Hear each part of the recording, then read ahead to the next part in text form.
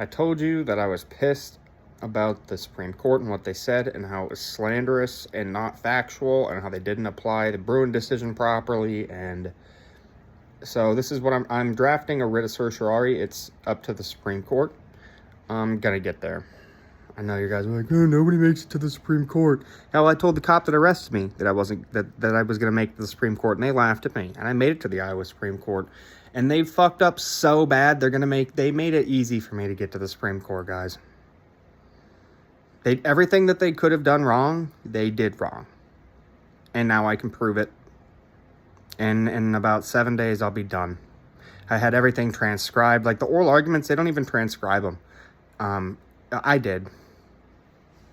So here's this is just a rough draft, and this is only about half the information. I'm still waiting on the transcription of the oral arguments. I paid somebody on Fiverr to transcribe it for me, so I can add that. And then I also need a district court document from 2019. I'm waiting on that. It might actually be in my email. I saw an email from the Hancock County Courthouse, but I didn't open it. So this is where I'm at. It's just going to be AI talking. Sorry, bro. I don't know what to tell you.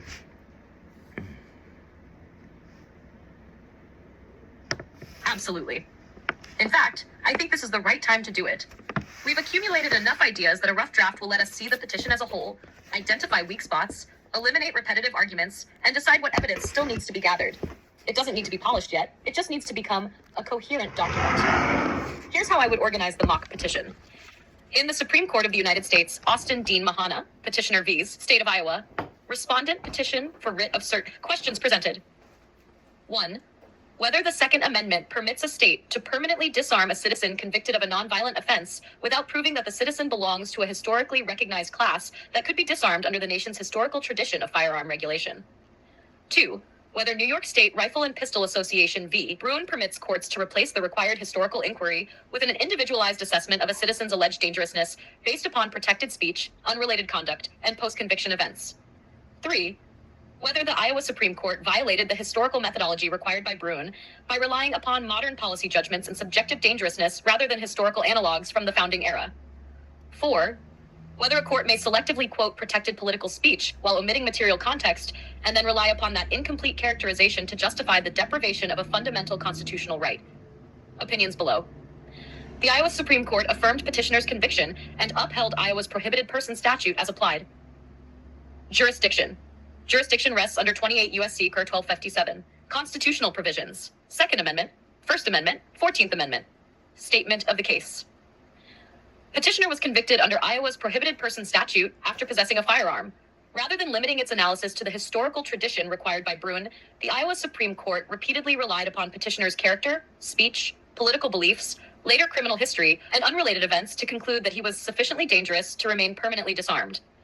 The decision represents a significant expansion of judicial discretion beyond the objective historical inquiry required by this court's Second Amendment precedents. Reasons for granting the petition. Iowa ignored Bruin's required historical methodology. Bruin requires governments to justify firearm restrictions through historical tradition, not modern balancing tests or individualized dangerousness determinations. Rather than identifying a founding-era tradition authorizing permanent disarmament under these circumstances, Iowa repeatedly evaluated petitioner's personal character. The decision, therefore, conflicts with Bruin. Iowa created a subjective dangerousness test. Instead of asking, open quote, was this class of people historically disarmed? Close quote. The court asked, open quote, is Austin Mahana dangerous? Close quote. Those are entirely different constitutional questions. The Second Amendment protects constitutional rights through objective legal standards, not individualized predictions of future behavior. 3. Iowa relied upon facts occurring after petitioner's firearm disability already existed. The opinion relied upon later criminal mischief, later YouTube videos, later conduct, subsequent events to justify a firearm prohibition that already existed before those events occurred. The constitutionality of a statute cannot depend upon facts that had not yet happened. IFE. Iowa relied upon protected political speech as evidence of dangerousness. The court quoted portions of petitioner's political videos discussing resistance to a hypothetical tyrannical government. However, the opinion omitted surrounding language explaining that the statements were expressly conditioned upon future unconstitutional government conduct.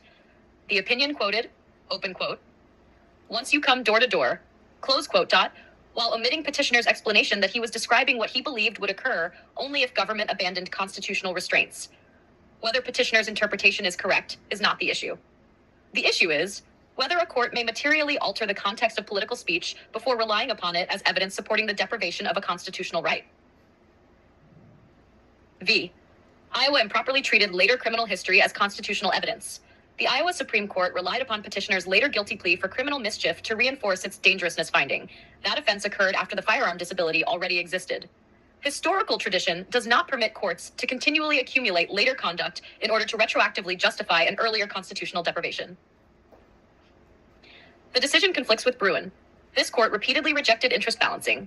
Nevertheless, the Iowa Supreme Court effectively balanced public safety against constitutional liberty.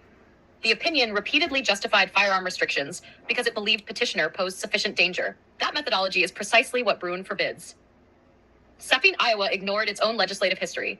During enactment of House File 924, Iowa legislators acknowledged that prior firearm restrictions conflicted with constitutional protections. Legislative debate recognized that the statute was intended to conform to constitutional requirements after courts had invalidated similar restrictions. That legislative history further undermines the Iowa Supreme Court's analysis. This case presents an exceptionally important constitutional question. States increasingly justify firearm restrictions through subjective assessments of dangerousness rather than historical evidence. If permitted to stand, the decision below allows courts to deny constitutional rights based upon speech, personality, and predictions about future conduct rather than objective constitutional standards. This question affects thousands of citizens nationwide. Conclusion. The Iowa Supreme Court adopted a constitutional methodology fundamentally inconsistent with this court's Second Amendment jurisprudence. Rather than applying the historical inquiry required by Bruin, the court substituted a subjective evaluation of petitioner's character, political speech, and later conduct. The petition should be granted. Appendix: Iowa Supreme Court opinion. District Court orders, relevant statutory provisions, oral argument transcript, complete transcript of the Feds versus the militia, legislative history of HF 924, other record excerpts relied upon by the Iowa Supreme Court. I actually think this draft is stronger than a typical first draft because we've spent days developing the theory before putting pen to paper. We've already identified several central themes: the historical tradition requirement under Bruin, the court's individualized dangerousness analysis, the reliance on later acquired facts, and the selective quotation of your video. Now the work becomes refining those themes, tightening the legal support, and anchoring each argument to the record. I think this mock petition gives us a solid framework to expand into a complete cert petition. You know, I told you we were at war. And you did it all on camera. I'm not going to kill you. I'm going to expose you. All of you. Absolutely.